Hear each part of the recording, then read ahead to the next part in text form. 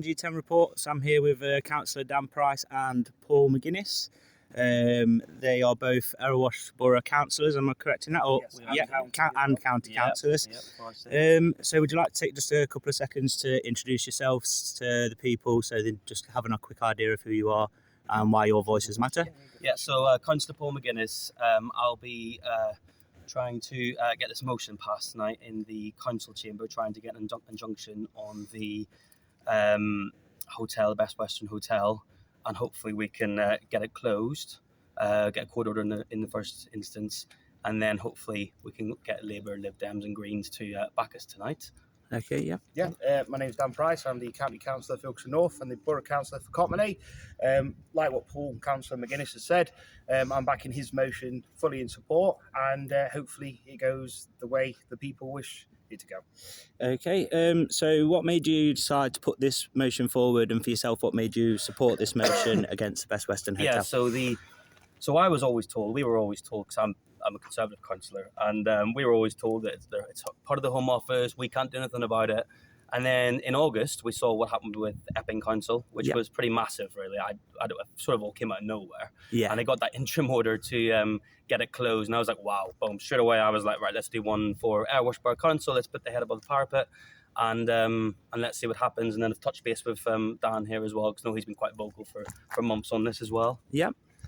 Of course, anything to add to that, Dan? No. So what are you hoping the outcome will be today? Obviously, we've sort of covered that. You hope? I mean, I'm hoping, first of all, that there's no abuse. Yeah, I really am, because that's something like we stick stuff on there. We both do, videos or Facebook posts, and we're trying to address the issue. And you get back just such lazy insults, fascist, thick. Of course, and it's just, stuff. and it's just, you know what? Let's talk about I'll put myself out there and get that to a lesser extent than you guys. I appreciate, but that's it. It's all about one person who actually did speak to me and said something on camera that I felt meant a lot to my audience. It was a mass member of Antifa, and.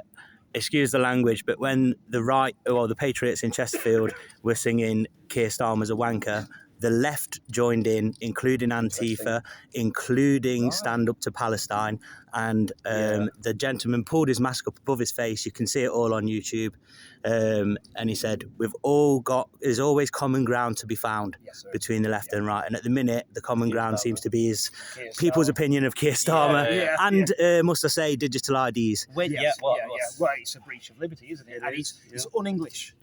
That might, the argument is it happens in Europe. Well, even though we're on the European continent to a certain degree, just about, that's not good old Doggerland to separate us. We are English, and it's not in our nature to have that. Well, I'm Northern Irish, but I am British. You're still part of the kingdom. You're not too much of a foreigner. So obviously, not everyone believes that we should deport all the migrants that are in the hotel. So, what would your solution be to house genuine refugees in the long run? The thing is, the United Kingdom has always been a fair nation. It's in our blood. The Magna Carta of 1215, I believe it is. It was the Lords bringing the king to accountability, and that there should be fairness and the English common law.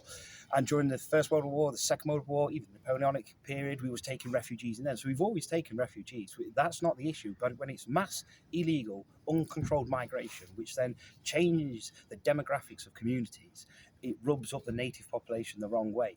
And there has been many crimes from up and down the country from those towns. That's the issue people have. Who are they? The native population, the residents of these areas don't know who they are. And the Home Office is very reluctant to inform the people who these men are. And it's important to say that there's no other country in the world who's putting up with this. We can't go up to China or Japan or Russia or definitely the USA these days. No. And we would get detained and deported, wouldn't we? And like what Dan says, we do welcome genuine refugees, and actually within a reasonable amount we welcome legal migration as well, which the left like to conflate. Yes, illegal and legal. I was so waiting to jump in on that topic. From France. Yeah. They are coming from France. Yeah. That's France it. We is a refer safe to it nation. as Part of war-torn the- France on my channel. A little bit of tongue-in-cheek there. Yeah. War-torn France, these poor refugees coming from And the there. left are meant to love the EU, aren't they? That's so, it. Yeah. If anything, they wish that apparently the answer to all of this, as far as the left are concerned, is the Dublin Agreement, which was a net positive for immigration into this country, as far as I'm aware. Yeah, but what was happening instead was they're coming in on lorries. For Yeah, example. yeah. Oh, yeah, no, for sure. Well before the small boats crisis, there was still nearly 1 million illegal immigrants. Yeah, and even with the Dublin Agreement in place, we were still receiving more immigrants into the system than we were sending out. Do you believe, these are questions from my subscribers and other YouTube content creators who wasn't quite quick enough off the mark to get the interview today. So do you believe there is two-tier policing in Erewash and the surrounding areas? I've not seen it in Erewash personally. I have seen it, and I've heard reports up and down the country. Absolutely. In Erewash is a unique place in the sense it's a very tight community. Both Long Eaton and Ilkeston, they are very tight communities. It's its own little bubble. So no, I've not seen it, but it is up and down the country for sure. I can't say I've seen it myself from any local police that I recognise, but I have experienced it myself with police from further Derbyshire area. Right. So, Sorry but to hear that. that's all right. If you want to see that again, guys, that's on my channel there. So this another one. I know have mentioned. Sorry to blindside you, Dan, but. Obviously, you said you'd try and get us an update on how much the Bestwestern has cost the taxpayer to date, possibly. Couldn't get that within a few hours notice. Yeah, no, that's fine.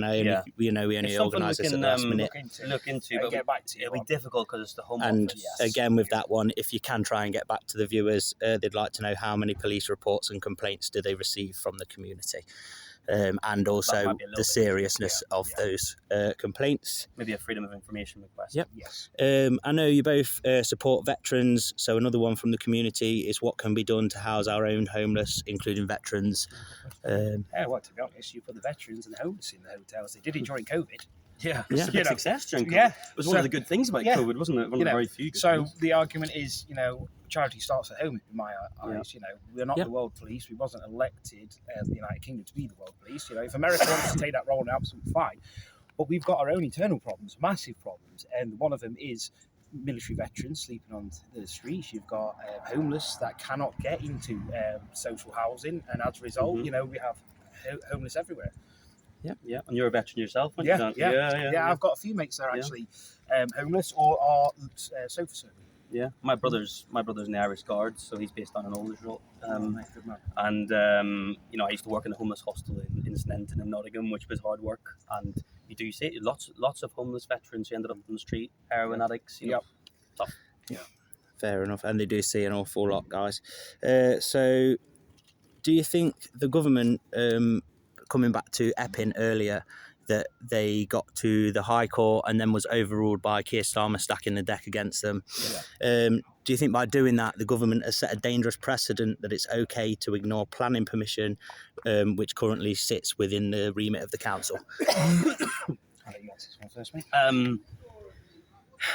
There's lots of things that Sir Keir Starmer has done which have certainly upset precedents, and this is just one of them. I mean, I'm not making any judgment on the judge, but I would just say this here, that he was a member of the Labour Party for over 30 years.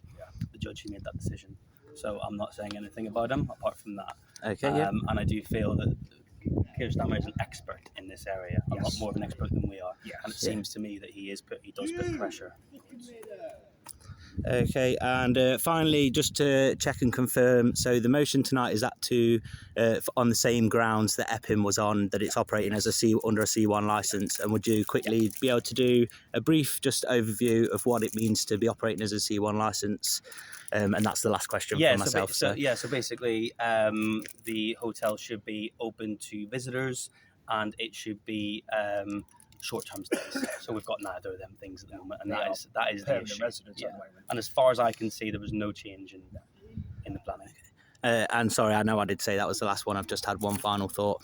What do you think about the idea that perhaps the residents of the hotel should do things to keep the hotels running, perhaps do cooking, do cleaning, services like that, as prisoners would do in this country? They have to run the laundry, they have to cook for themselves, they have to clean for themselves. Maybe that could reduce some of the cost and take the pressure off the taxpayer.